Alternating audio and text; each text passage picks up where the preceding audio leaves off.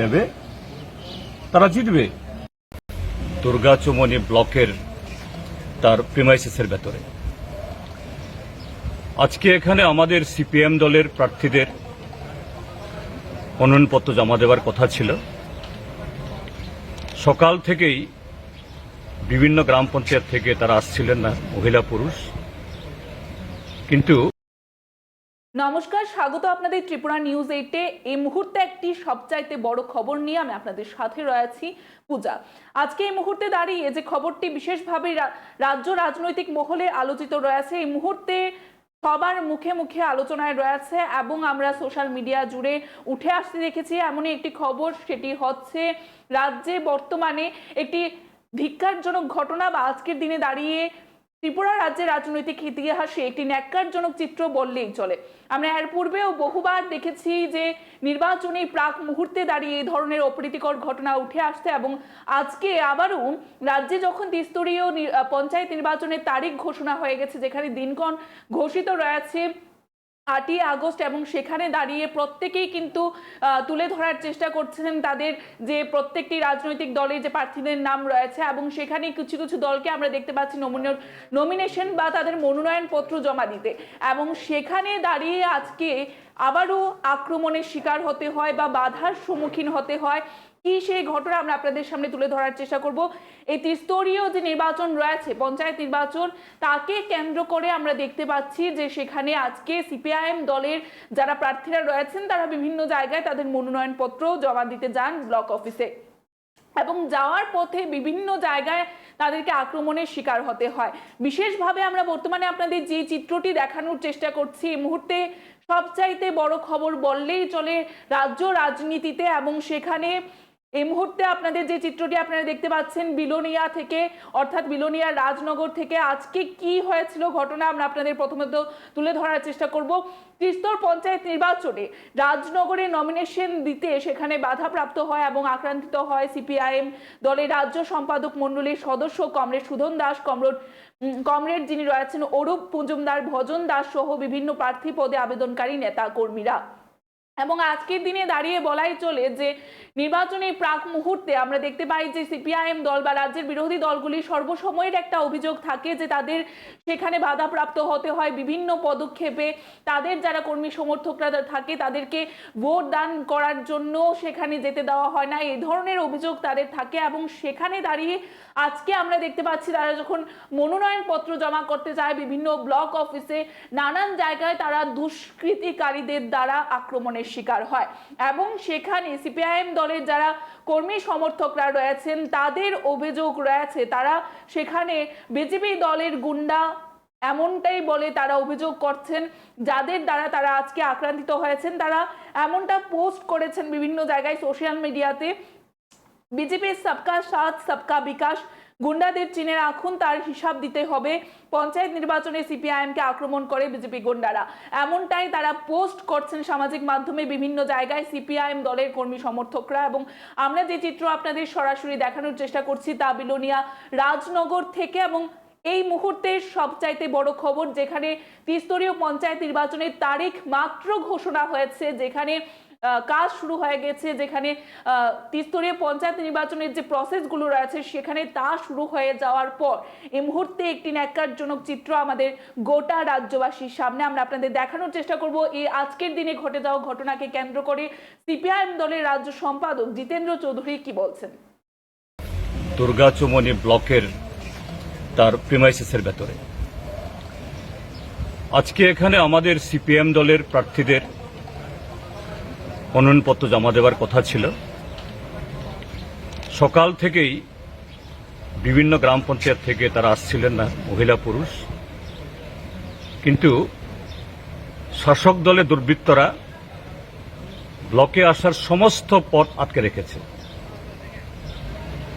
তারপরও আমরা খবর পাচ্ছিলাম, আমরা দুপুরবেলা সালেমা ব্লকে সেখানকার মনোনয়নপত্র জমা দেওয়ার জন্য সেখানে সাহায্য করছিলাম যে আমরা আসব। তো অনেকে হালাহালি বাজার, তারপর কৈলাস শহরের পথে যারা এই ন্যাশনাল হাইওয়ে, আরও বিভিন্ন জায়গায় আমাদের সাথে তারা কেউ গাড়িতে, কেউ অটোতে, কেউ মোটরসাইকেলে নানাভাবে তারা আসছিল। আমরা তো যেহেতু নিরাপত্তা ব্যবস্থা আছে বলে আসতে পেরেছি, কিন্তু আমাদের পেছনে যারা আসছিল গাড়িতে করে, অটোতে করে, মোটরসাইকেলে করে, তারা কেউ আসতে পারেনি। রাস্তায় তাদের গাড়ি থামিয়ে, অটো থামিয়ে, গাড়ি ঘোড়া ভেঙে দৈহিকভাবে আক্রমণ করে তাদের কাগজপত্র সব ছিনিয়ে নিয়ে এটা তাণ্ডব লীলা। এই হলো আজকে বিজেপির শাসনের ত্রিপুরাজ্যে সুশাসনের যে দিন দুপুরে কিভাবে অন্ধকার রাজত্ব, জঙ্গল রাজত্ব তারা কায়েম করে রেখেছে তার চিত্র। আজকে মনোনয়নপত্র দাখিলের দ্বিতীয় দিন। আজকে এই দিনই অবস্থা। আমরা একটু আগে এখানকার বিডিও সাহেব, যিনি রিটার্নিং অফিসার, তার সাথে কথা বলে এসেছি। তাকে বলেছি, মহোদয়, যে এখানে শুধু অফিসের ভেতরে আপনি মনোনয়নপত্র জমা দেবেন, রাখবেন, এটাই আপনার কাজ না। এখানে বিভিন্ন রাজনৈতিক দলের প্রার্থীরা বা কোনো ইন্ডিপেন্ডেন্ট যদি প্রার্থী দিতে চায়, তারা যাতে অবাধে তাদের মনোনয়নপত্র জমা দিতে পারে, এটা দেখা আপনার কাজ। তিনি বললেন যে আরক্ষা বাহিনীকে আমি বলেছি, কিন্তু আরক্ষা বাহিনী ব্লকের সামনে কিছু আছে, কিন্তু তার বাইরে সমস্ত রাস্তা অবরুদ্ধ করে রেখেছে। নির্বাচন কমিশনকে বলবো, তাহলে ডিক্লেয়ার করে দিক যে না, ত্রিপুরাজ্যে এভাবেই বিজেপিকে সার্টিফিকেট দিয়ে দেওয়া হবে। আর ত্রিপুরাজ্যের মাননীয় মুখ্যমন্ত্রী বলেন তিনি উন্নয়নে কোনো দলবাজি চান না, অবাধ গণতন্ত্র চলছে। এটাই অবাধ গণতন্ত্র।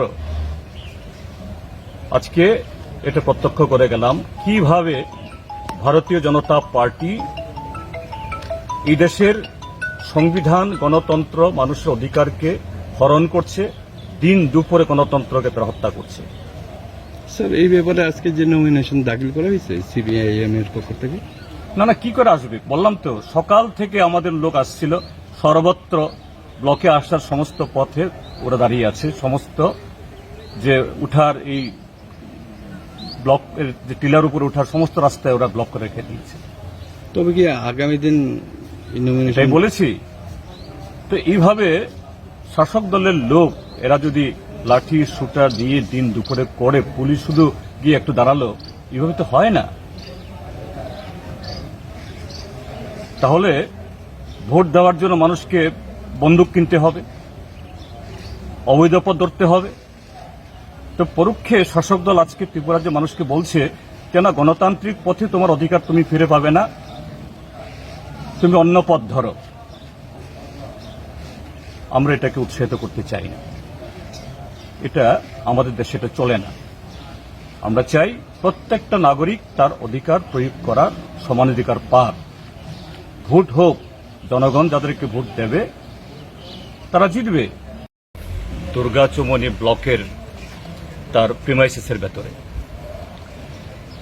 আজকে এখানে আমাদের সিপিএম দলের প্রার্থীদের মনোনয়নপত্র জমা দেওয়ার কথা ছিল।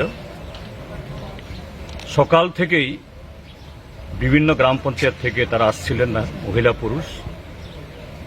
কিন্তু শাসক দলের দুর্বৃত্তরা ব্লকে আসার সমস্ত পথ আটকে রেখেছে। তারপরও আমরা খবর পাচ্ছিলাম, আমরা দুপুরবেলা সালেমা ব্লকে সেখানকার মনোনয়নপত্র জমা দেওয়ার জন্য সেখানে সাহায্য করছিলাম যে আমরা আসব। তো অনেকে হালাহালি বাজার, তারপর কৈলাস শহরের পথে যারা এই ন্যাশনাল হাইওয়ে, আরও বিভিন্ন জায়গায় আমাদের সাথে তারা কেউ গাড়িতে, কেউ অটোতে, কেউ মোটরসাইকেলে, নানাভাবে তারা আসছিল।